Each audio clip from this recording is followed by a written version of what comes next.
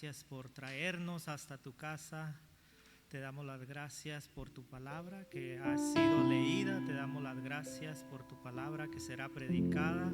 Te pedimos que pongas esa doble porción de tu espíritu en nosotros para que podamos tener esa mente y ese corazón abiertos y que tu palabra se anide en nuestro ser. Te damos las gracias en el nombre de nuestro Señor Jesucristo. Amén y amén. Bienvenidos hermanos, bienvenidos hasta este rincón de la ciudad de Aurora, aquí en Iglesia San Pablo. Ustedes, si nos visitan por primera vez, se dará cuenta de una cosa: en esta iglesia no somos perfectos, ni creemos ser perfectos, ni decimos ser perfectos. Somos una iglesia llena de pecadores, por eso estamos aquí. Y asimismo les damos la bienvenida a todos ustedes y les podemos pedir de ese mismo modo que si ustedes quieren pueden hacer de este edificio, de esta congregación, su casa también, si así lo desean. Bienvenidos. También a las personas que nos ven en línea les damos la bienvenida el día de hoy. Bienvenidos a nuestro servicio de adoración y vamos a comenzar diciendo esa frase que ya es una tradición para nuestra congregación. Tomamos la Biblia en nuestra mano y decimos: esta es la palabra de Dios, yo creo en ella, hay poder en ella y viviré por ella, dándole honor a la bendita palabra de Dios. Para el sermón de hoy, el título del sermón se llama ¿Por qué dudas? Si usted vio el Santo Evangelio, si escuchó la lectura del Santo Evangelio, se dará cuenta por qué Pedro dudó. Al redactar este sermón pensaba yo seriamente en el apóstol Pablo, en su carta a los Romanos, especialmente en la lectura que leímos sobre el capítulo 10, versículos 5 al 17, y me imaginaba cuál sería el contexto de estas personas a las cuales Pablo les estaba escribiendo esa carta. Y aunque no se nos da muchos detalles de estos cristianos en Roma, lo que Pablo aquí está diciendo, lo que les está diciendo es un reclamo hacia estas personas. Viendo el contexto de la carta, Pablo les dice en el verso 2 de la carta a los Romanos, ahí está. Pablo dice: me consta que ustedes tienen celo por Dios, pero su celo no se basa en el conocimiento. Ese es el versículo 2. Pablo no duda, él no está dudando de los romanos, no está dudando de lo que ellos sienten hacia Dios, pero en lo que los romanos basan ese celo no era precisamente en el conocimiento de la palabra de Dios. Ellos estaban basando su celo por Dios en cosas que no estaban en su palabra o que no están en su palabra, en cosas que venían de ellos mismos. Ellos no se estaban sujetando a la justicia de Dios. Por eso Pablo les dice en los versos 3 y 4: pues al ignorar la justicia de Dios y procurar establecer su propia justicia, no se sujetaron a la justicia de Dios, porque el cumplimiento de la ley es Cristo para la justicia de todo el que cree. Esto es lo que Pablo les dice. Y sabe una cosa, mientras estudiaba esto, me recordó a nosotros, me recordó a ustedes, me recordé a mí mismo, a esta congregación. Porque nosotros, igualmente que estas personas, los romanos, nosotros también fuimos llamados a venir a Cristo, a enamorarnos de su persona.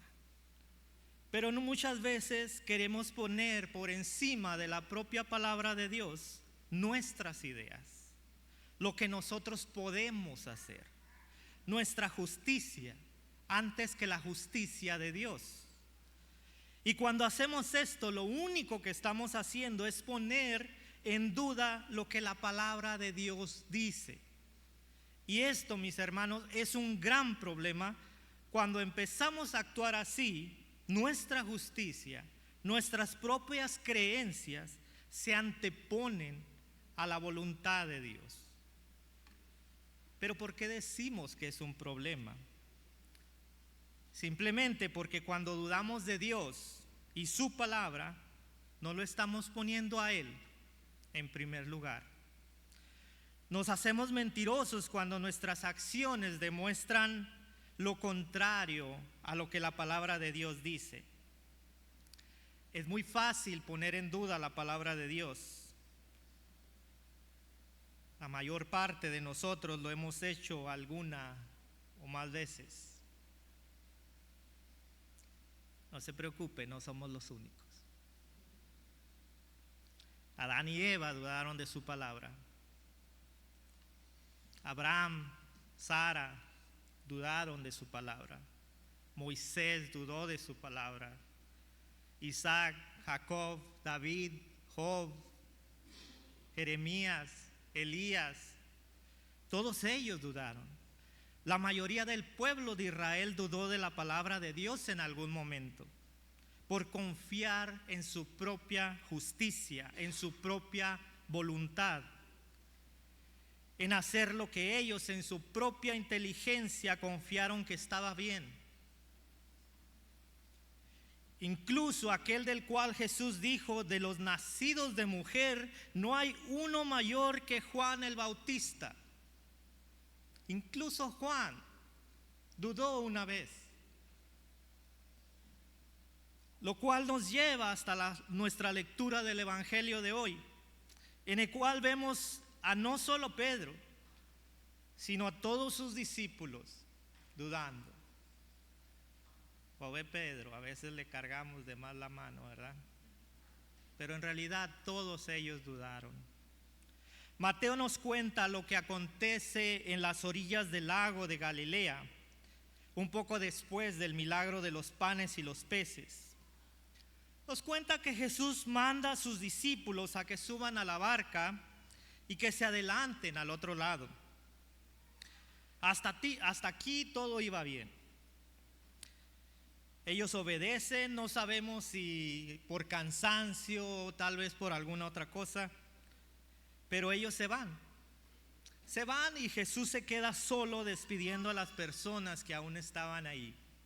Recuerde usted que en esa ocasión había de más de 5,000 personas escuchando a Jesús, sin contar mujeres ni niños.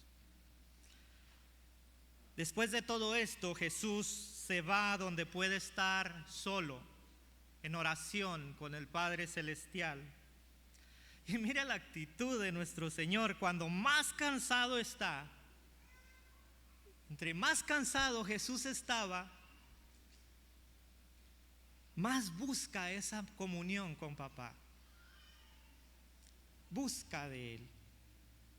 Esta actitud de nuestro Salvador nos muestra lo que nuestro mismo Señor Jesucristo dice en Mateo 6:33.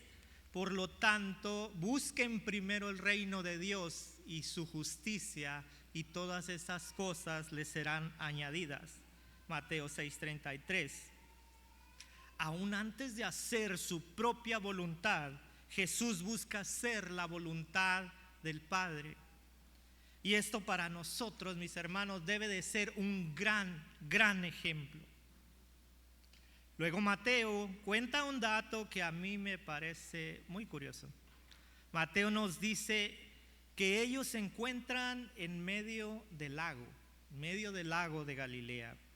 Si usted es de esas personas curiosas como yo, que le gusta investigar lo que la Biblia dice, se preguntará qué tan lejos de la orilla está la mitad del lago de Galilea. ¿100 metros? ¿200? ¿500?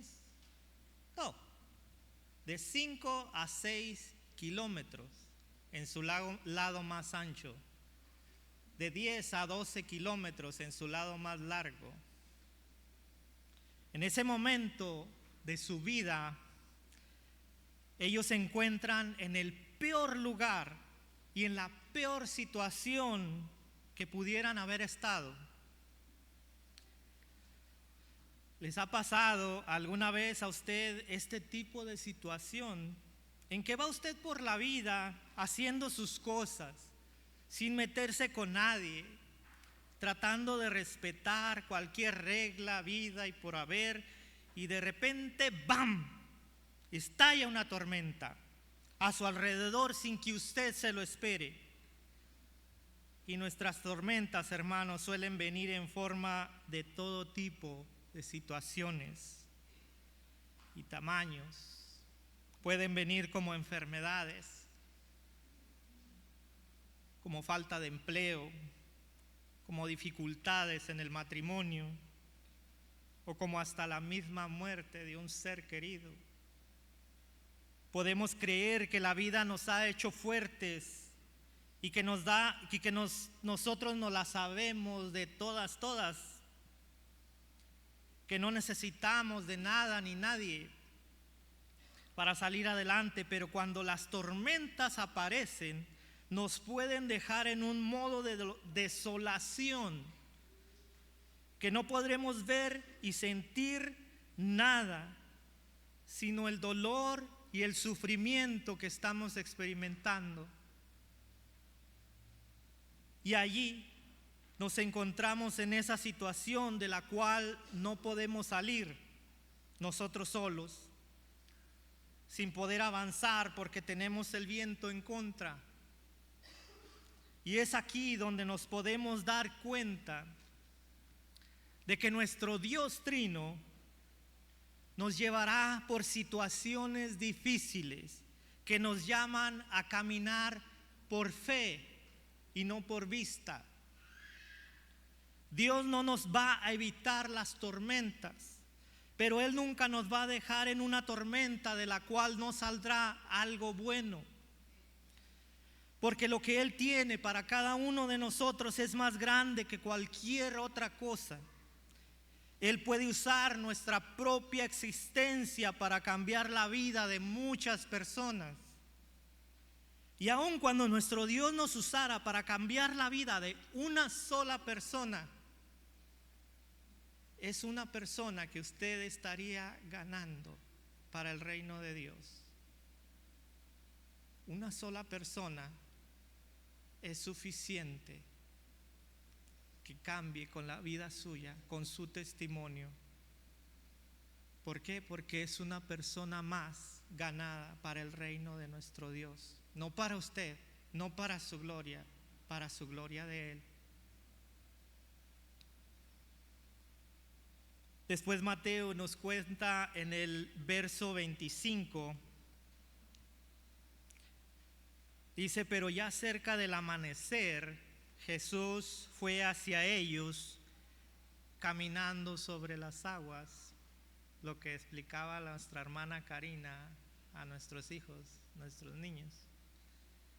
Jesús fue hacia ellos. Esa frase me encanta, porque en ella podemos ver primeramente la supremacía de nuestro grandioso Salvador sobre toda la creación. Solamente el creador de todo el universo es capaz de estar por sobre la creación. Por eso es que Él puede estar y hacer este tipo de cosas. Nuestro Señor Jesucristo no está sujeto a las leyes de este mundo, porque Él mismo es el creador de todas las leyes. La segunda cosa que podemos ver en esta frase es algo que todos hemos recibido en algún momento. Jesús fue hacia ellos. Jesús fue hacia ellos. ¿Se da cuenta? Nosotros no venimos a Cristo. Jesús viene a nosotros.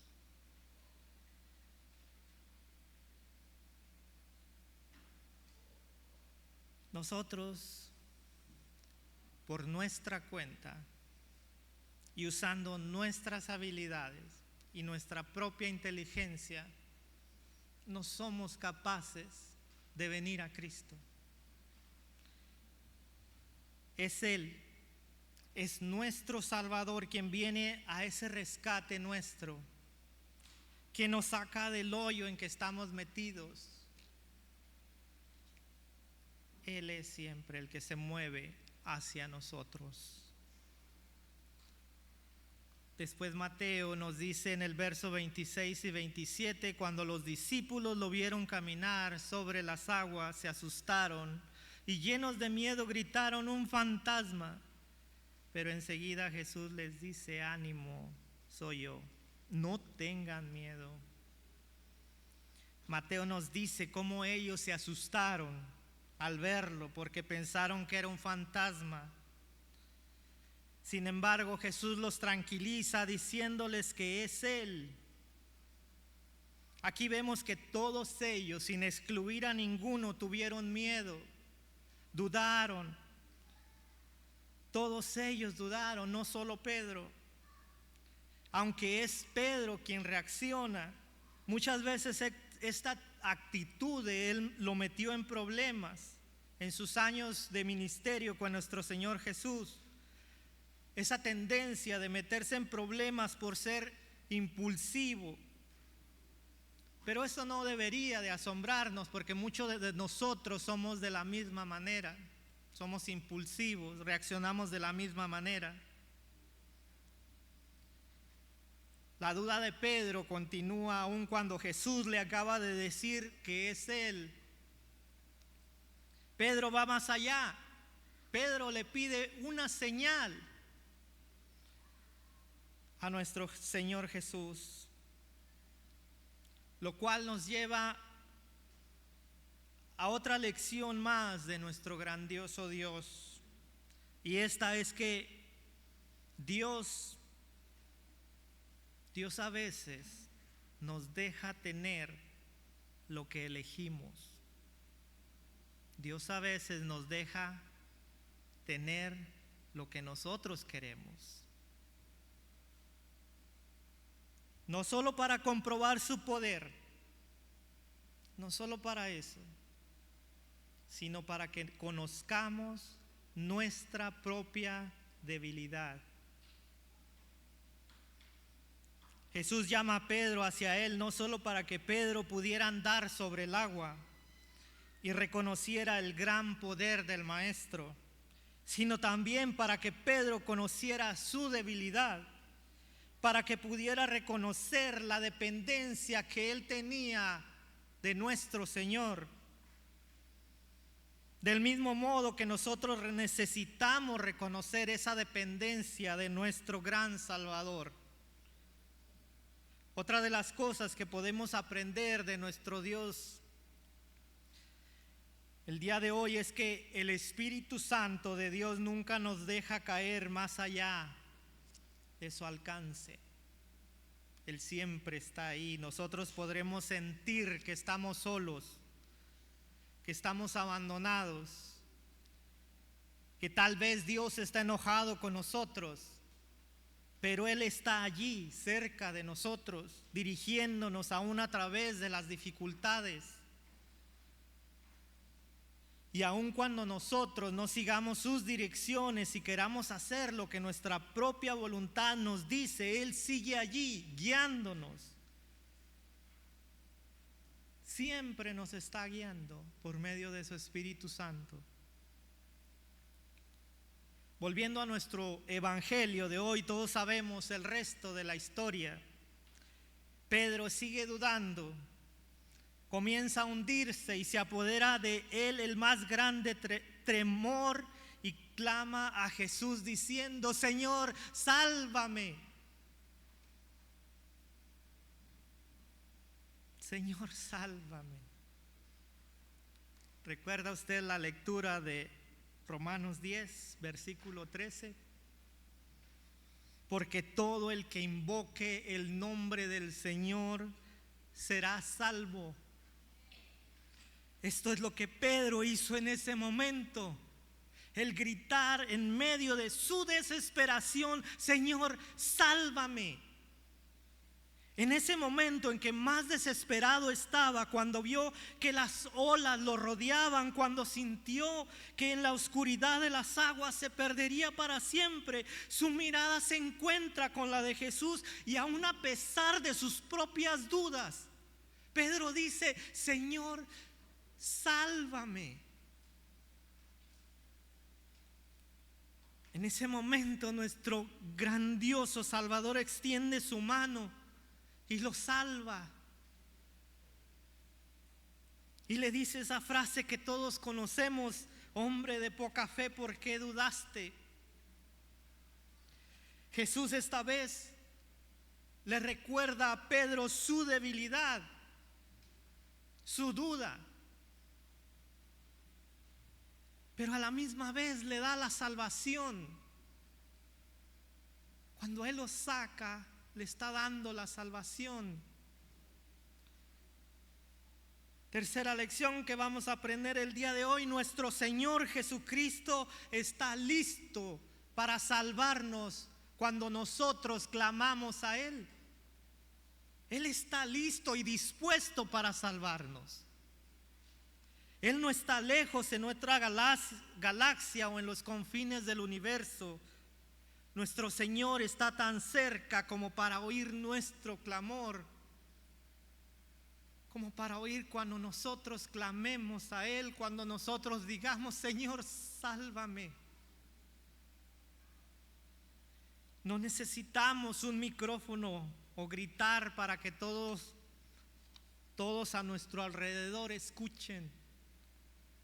No necesitamos miles de seguidores en las plataformas sociales para que nos den un me gusta. No. Necesitamos tener la convicción de que nuestro Señor nos escucha a cada momento cuando clamamos su nombre. Necesitamos creer que todo lo que la palabra de Dios dice, de todo lo que la palabra de Dios se nos dice, y hacerla nuestra.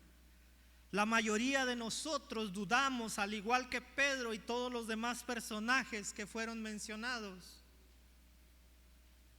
Aun cuando conocemos los evangelios o el evangelio, cuando conocemos lo que la palabra de Dios quiere para nuestra vida, nosotros seguimos dudando. Todos nosotros estamos llamados a hacer cosas grandes para nuestro Padre Celestial, para que nuestro Padre Celestial sea glorificado. Dios no solamente llama a algunos, Dios nos ha llamado a todos nosotros a servir en su gran obra. Dios nos llama a todos, mis hermanos, así como somos, con todos nuestros pecados, con todas nuestras debilidades. Él nos llama a servir. No espere usted cambiar para poder servir. Más bien sirva para poder cambiar. Porque es nuestro Señor Jesucristo el único que puede hacer que tengamos ese cambio. Solo Él puede mostrarnos ese camino hacia el Padre. Por si aún no lo ha notado, se lo diré. Y esto es gratis, no le voy a cobrar esta frase. Es gratis, así que apréndasela. Jesús es suficiente. Jesús es suficiente. No necesita usted a nadie ni nadie más. Podremos tener todos los seguidores en las redes sociales, podemos tener todo el dinero del mundo, podremos sentirnos autosuficientes, pero si no tenemos a Cristo, nada somos. Tenemos que aprender a conocerle a Él, para que aprendamos de Él y de todas sus promesas. ¿Sabe usted cuál es la obra de Dios? ¿Alguien sabe cuál es la obra de Dios? Con esto terminamos. No se me duerma. Aguante, aguante. ¿Cuál es la obra de Dios? La obra de Dios es que todos crean en aquel que Él envió. Esta es la obra de Dios. Y no es invento mío, está en la palabra de Dios. Juan 6:29. Puede usted ver ahí lo que mismo Jesús dice que la obra de Dios es. La obra de Dios es que usted crea en aquel que Dios envió a salvarle. Esa es la obra de nuestro Padre Celestial. Así de sencillo es la obra de Dios en nuestra vida. Es que simplemente creamos en aquel que Él mismo envió al mundo. Esto es solamente lo que Dios quiere para todo el mundo. Y aquí es donde usted entra en ese plan de Dios. Él está contando con su testimonio de vida de lo que ha hecho Él en su vida suya, para que usted pueda dar ese testimonio y mostrarlo allá afuera. Y es precisamente lo que Pablo se refiere al escribir a los romanos en su carta, en el versículo 14, donde dice: y ahora bien, ¿cómo invocarán a aquel en el cual no han creído? ¿Y cómo creerán en aquel a quien no han oído? ¿Y cómo irán si no hay quien les predique? Mis hermanos, Dios ya los escogió a ustedes para esta tarea. A ustedes y a mí, a todos nosotros. A usted, no a su vecino, no a la persona que está sentada junto a usted. A usted personalmente, Dios lo ha escogido para llevar su palabra allá afuera a personas que no le conocen. Lo que Dios quiere para su vida es que usted le crea, y que usted crea en aquel que Él envió al mundo a morir por usted, y que al saber lo que este Salvador llevó a cabo por usted, personalmente usted se enamore tanto de Él que usted no querrá que nadie allá afuera se quede sin saber lo que usted ya sabe: que Jesucristo murió por ustedes. Eso es lo que Él hizo. Jesucristo vino a morir por usted para que usted fuera salvo. Cuando dejamos de dudar y creemos en las promesas escritas en la palabra de Dios, podemos llegar a tener ese compromiso de compartir su palabra. Porque eso es precisamente un compromiso. No es fácil compartir las buenas nuevas del Evangelio. El mundo los va a odiar por decir la verdad, pero la recompensa, mis hermanos, es inmensamente grande, tanto para todos nosotros como para nuestros hijos. Es el mismo compromiso que ustedes como padres y padrinos, todos ustedes han aceptado esta mañana. El mismo compromiso de guiar siempre a estos niños, a estas niñas, guiarlas en los caminos de nuestro Señor.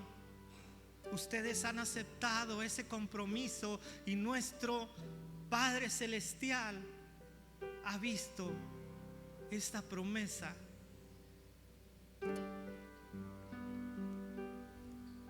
Así que la promesa también es para ustedes.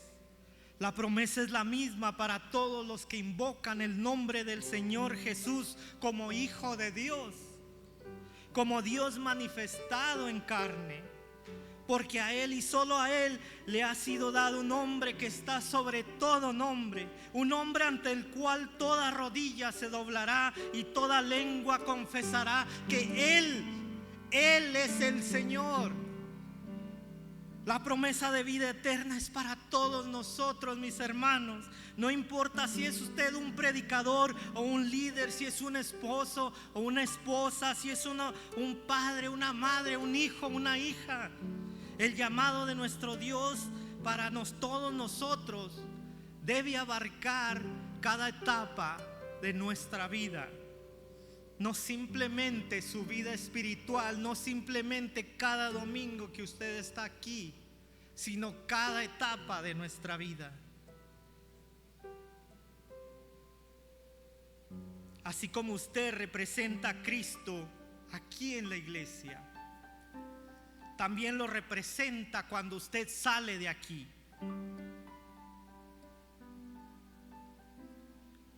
Cuando va al restaurante, cuando va a la casa, cuando va a la tienda, cuando va al parque, usted representa a Cristo. Usted representa a Cristo cuando usted está con sus hijos, cuando está en una fiesta, cuando está con sus compañeros de trabajo, cuando está con sus amigos, cuando está en la oficina, cuando está en la fábrica, cuando va al supermercado, cuando usted va manejando. Usted es una representación viva de aquel que murió por usted. Abrace ese llamamiento de nuestro Señor, que nuestro Señor y Salvador le ha brindado. Deje de dudar y crea que Él lo dio todo para que usted pueda pasar la eternidad al lado de nuestro Padre Celestial. No desaproveche un solo segundo más de su vida. Reconozca que solo en Él usted puede alcanzar la vida eterna. Dios, por medio de su Santo Espíritu, está ya trabajando en su vida. Hemos escuchado y recibido su palabra. Es tiempo que despertemos de esa flojera espiritual que hemos tenido y nos pongamos a trabajar en las cosas que realmente importan y para lo cual fuimos llamados,